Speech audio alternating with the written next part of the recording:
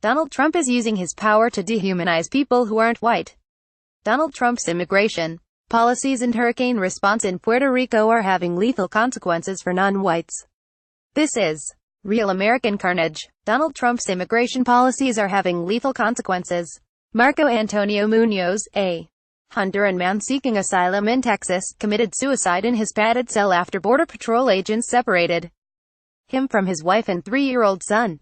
Manuel Antonio Cano Pacheco was murdered in Zacatecas, Mexico, where he was deported after he was convicted of 2 misdemeanors and lost his protection under the Deferred Action for Childhood Arrivals program. These are 2 tragedies arising from the Trump administration's insistence on making America's already cruel immigration policies even more intolerable by cracking down on refugees and people brought to this country as kids. How many more are there? Who knows?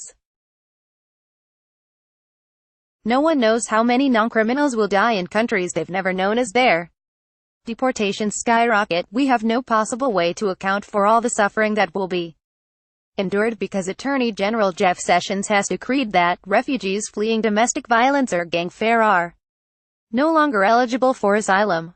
And who can calculate the damage to children who are separated from their parents at the border due to the Trump administration's zero-tolerance policy? All we can say is the effects of such toxic stress could be lifelong, says Colleen Kraft, president of the American Academy of Pediatrics.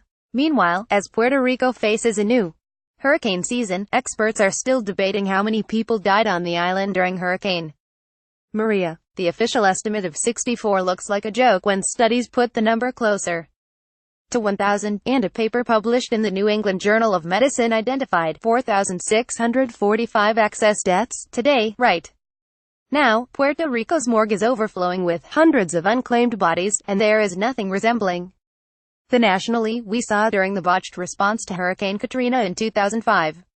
What connects the Trump administration's sadistic immigration efforts to its disastrous failings in Puerto Rico? Both speak to Donald Trump's sickest success, normalizing the use of government power to dehumanize non-white bodies.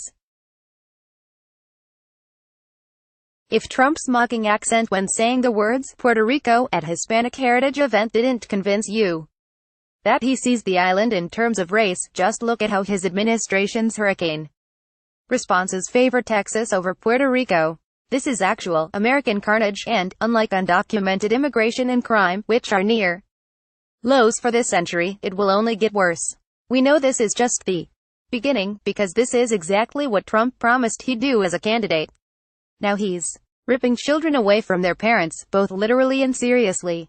Trump's career as a conservative politician began as a birther, but he didn't become a real presidential contender until turned his venom on immigrants. His viciousness matched the GOP base, but it constantly exceeded what most mainstream conservative politicians were willing to act out in public.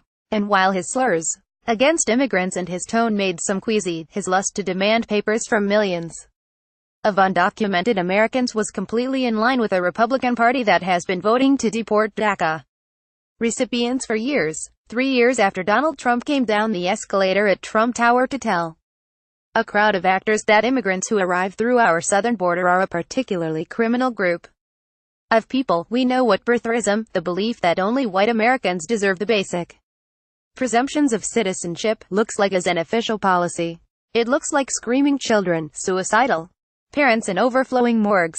Even worse, it looks like all-time high approval from the pro-life religious right that seems far more concerned with gay people being able to adopt kids than the prospect of tent cities rising to house migrant children who cross the border.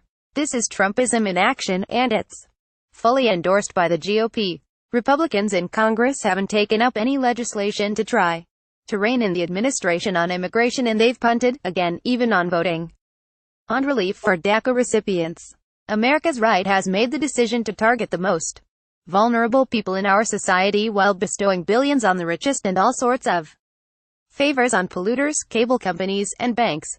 It's a strategy that suggests an inability to empathize with the least among us. And it's a strategy that has a body count, but who knows what the costs of a strategy like this will ultimately be?